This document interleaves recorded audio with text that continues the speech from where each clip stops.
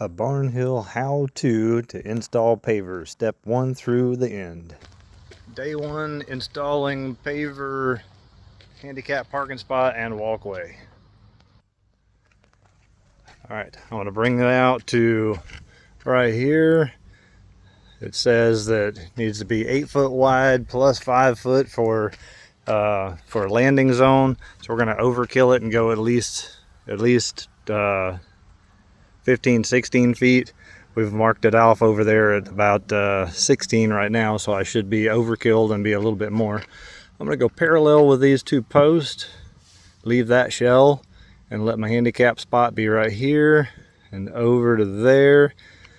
And then in order to differentiate to stop people from going forward, I'll put a handicap sign right here, put one of those stop bars on the ground, and behind this we're going to put a rectangular walkway that ties into our current path over here. We'll do a different color to make it easy to see, and just square it as a long rectangle down there to about the front of that pickup truck, over and back down right here. And then I'll leave this shell. I'll put a couple of stop bars for the extra parking spots over there, and put customer parking, and that way maybe people won't drive forward over this, because in the past, if we don't have the big boulders and stuff over here like we put over there, people will just drive right on through and park over there, and it's kind of dangerous. So this is this one. Then we're going to be taking that blue line over there and connecting this walkway to that walkway and going all under our new pottery barn. But I'll show you that. Alright, now I've removed the top coat that I had down here of some shell and lime rock. Now I'm going to, this was all smooth and level with these pavers. But in order to have my new pavers be level with these pavers, they're 2 3/8 inches thick. Then I've got to put 3/4 of an inch of sand. Then I have to put 4 inches of base as a minimum. So I've got to go down about 8 inches in order to start. So now I've only got this down about 2 to 3 inches. Now I'm going to remove another 4 inches or so of actual dirt, get that out of the equation, haul it off, come back over here, pack the sub base, put in a base, pack that base, and then I'll be ready for the sand and the pavers.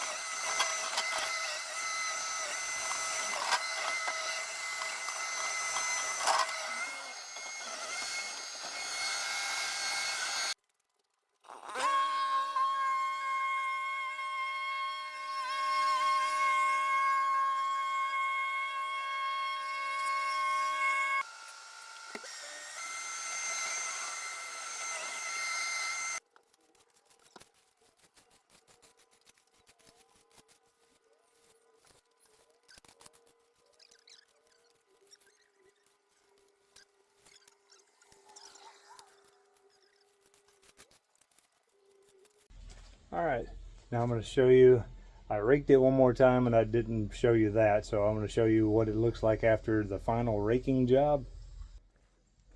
So that was just concrete fines now that we put across the bottom, and after that part got packed, the concrete fines have 3/8 of an inch material and down, so there's nothing that can get hung up or anything.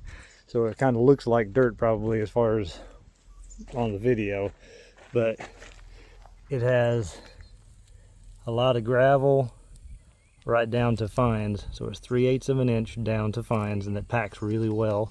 That is very solid across there, and it looks like from up there that I didn't really accomplish a whole lot, But to show you what I did do, if you can see over there, see how the existing parking area is still about two and a half inches higher. Now I have 4 inches of base underneath here, plus actually in several spots I've got about 5.5, and then I still have 2 inches in order to put my 3/4 of an inch of sand on top of here, and then put my pavers, and then I'm going to slightly slope up. I did do it to where I'm going to intentionally be a little bit high, that way stuff from the lime rock doesn't wash onto my pavers. I want the pavers to be a little bit elevated so that the stuff will wash off into there. So this is intentional. Over here I've driven over it quite a bit so you can't see as much of a crisp edge.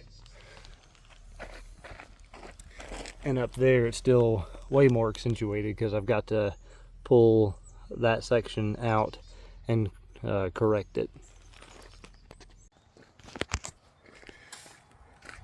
Next, after it's completely packed, we put PVC pipes down,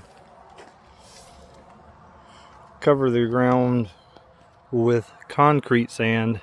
That's a large grain sand, and we take that large rake and we pull over the top of it to screed this down level. The PVC, which is 1/2 inch PVC, happens to be 3/4 of an inch from outside diameter. That gives you the right thickness without having to remeasure and worry about getting it too thin.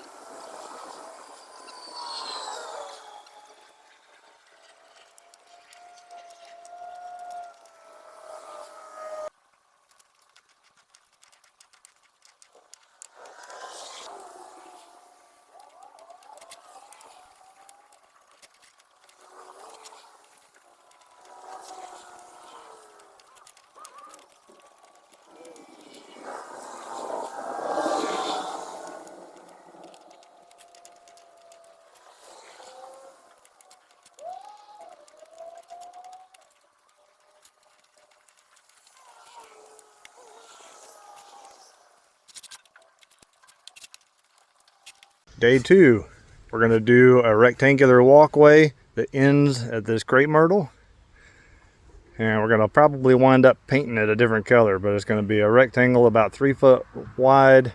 It's going to go all the way down, connect, and then we're going to cut all those in to taper with that angle and then come right back out to here. We had to dig all this grass out, dig it down quite a bit so that we can pack enough material back into here and over there. That's already got some packed material from that, so we didn't get to cheat and just dig this little corner. Right now Alex is hammering in our edging on this. We're still going to concrete over the top of that, but we've always found that that edging does a great job, especially if it's just a walking path. You hammer it in and then bury the stuff back up to here and you don't see it. But we're putting in this plastic edging before the concrete, because if you just concrete it and cars drive over it, you can break concrete and then it's fragile and it doesn't hold up. But if you concrete over this plastic edging, the concrete grips to the edging everywhere, and even if it cracks, it's still strong because you got the strength of the plastic hidden inside of it. So for commercial traffic, because cars are going to be driving up over this edge, we'll put a concrete curb all the way across that, and on this side and on that side. We're not going to bother with anything on that side because it's going to have this walkway on that side, and then we're going to have the plastic edging on that, and they'll never have any vehicle traffic.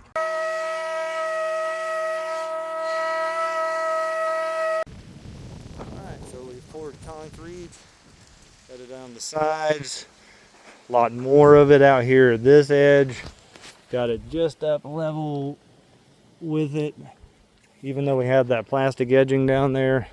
That way when we do pack this lime rock back up there on top of it, it'll be packed and it'll be at that border. We're currently finishing up on those edges right now.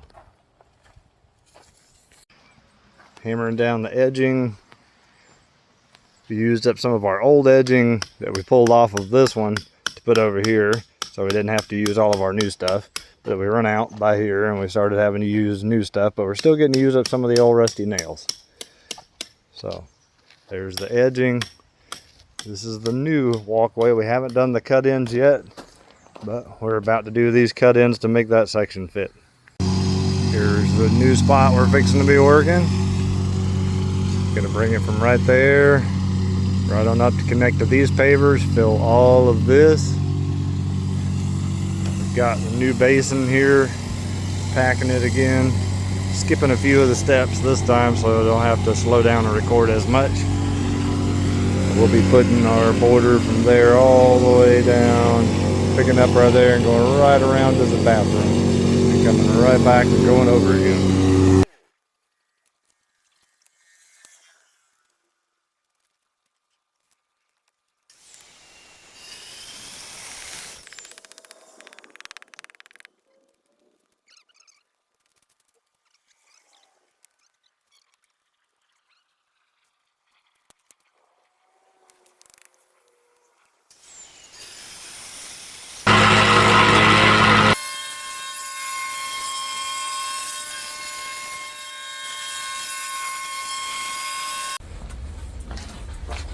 Now that we run the plate compactor back over it, we're gonna put the polymeric sand in the cracks.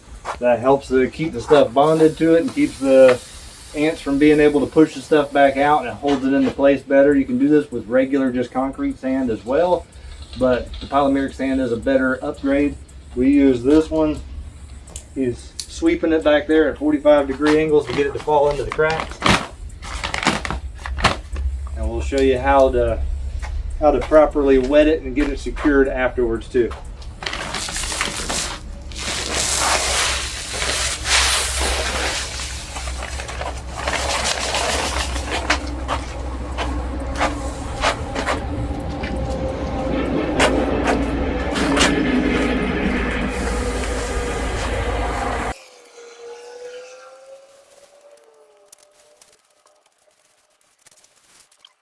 The very last pack, got the polymeric sand swept in, pack over it again to make the vibration, let that polymeric sand settle in. And then we gotta brush it back in again, use the blower to blow it off, and then it'll be wet.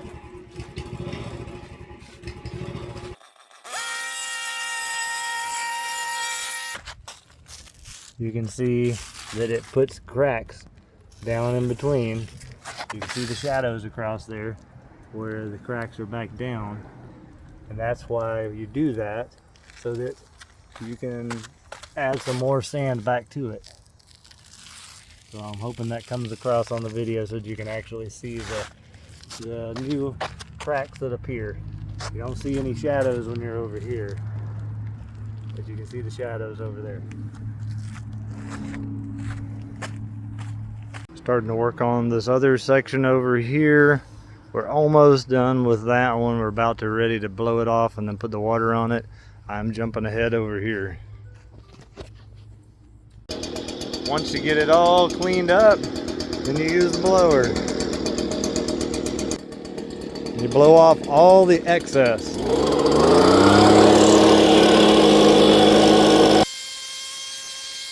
Then you wet it. I'm going to turn this around.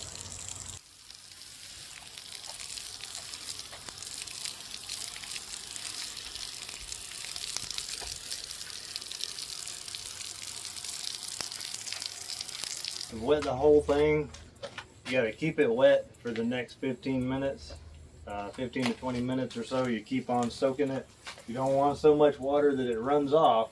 You want to keep it wet so that it doesn't dry too fast, so that it wets it all the way down through the crack. You're trying to wet it deep enough that it don't just wet the very top.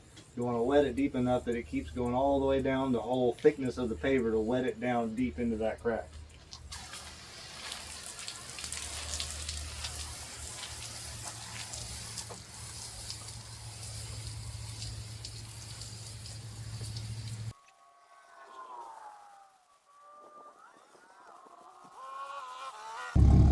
Something else to note, you're not supposed to walk on it because it can stick to your shoes, but you saw me out there rinsing my shoes off. Do as I say, not as I do. This is my paper pad, and I can gum it up if I want to. So just note the proper instructions are walk along the outside and water it. But my water hose was too short. I couldn't reach it by walking on the far outside, and I'd already known that. So sorry to make the video wrong, but just know if you're doing it the right way, don't walk on it. That's the final product until we get the handicap sign and the handicap painted in the middle of it. So that's that job. Hope you enjoyed the video. If you did, please like and subscribe, share it with your friends.